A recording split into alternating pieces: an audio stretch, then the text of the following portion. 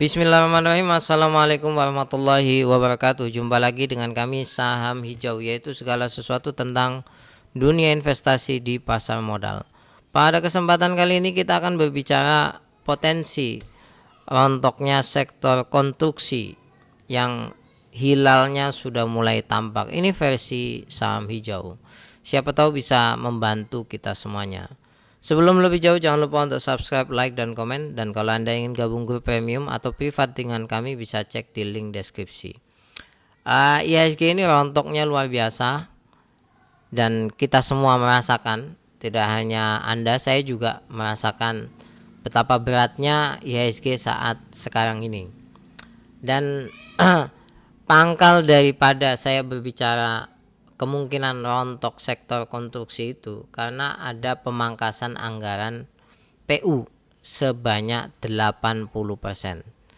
Dan ini sudah menjadi maklum ya, banyak yang tahu bahwasanya anggaran PU itu dipangkas sampai 80%. Ini beritanya, dipangkas hingga 80% atau senilai 81 triliun dari yang awalnya 110 triliun.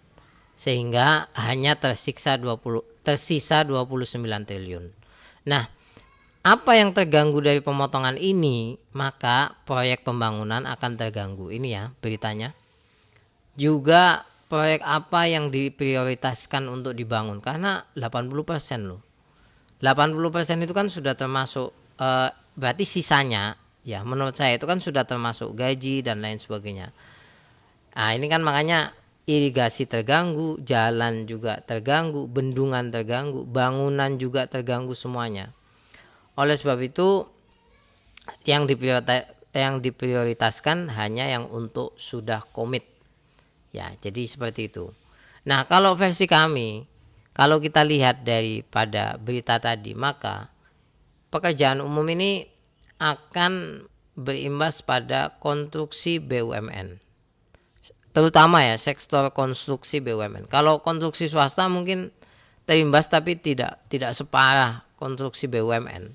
Cuman otomatis pasti ada imbas.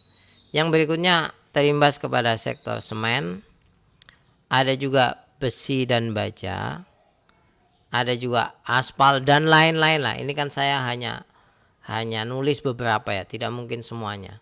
Yang intinya sederhananya gini loh, ini nggak dapat proyek, udah nggak dapat proyek, nggak ada proyek ya. Jadi pada akhirnya akan banyak orang yang tidak mendapatkan pekerjaan dari sini. Mungkin akan banyak pekerjaan di makanan bergizi gratis, tapi kita berbicara di sektor pekerjaan umum ini. Bahkan kenapa saya mengatakan akan banyak orang tidak dapat pekerjaan, itu berdasarkan satu tulisan ya. Itu PHK massal di sektor konstruksi, dan itu memang potensi terjadi sangat besar sekali. Potensi terjadinya sangat besar sekali. Nah, yang pertama yang saham yang sudah kelihatan bahwasanya sedang dibuang-buang itu Wika. Wika ini sudah kelihatan sudah dibuang-buang ya. Yang berikutnya adalah Adi, juga sudah mulai dibuang-buang dalam 3 bulan 30%. Kemudian PP ya, sekarang 53. Ya, kemudian mungkin masih ada yang lain lah, tapi saya cantumkan 3 ini. Ya, tentu saya membuat konten ini juga penuh dengan deg-degan ya.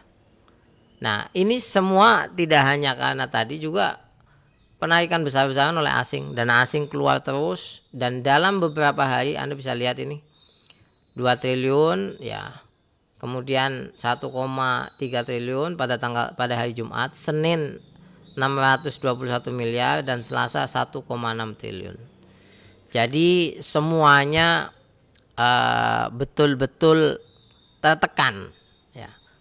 Ditambah, sekali lagi ditambah. Jadi asing keluar sudah tertekan, ditambah kebijakan yang tadi muncul akan menambah tekanan.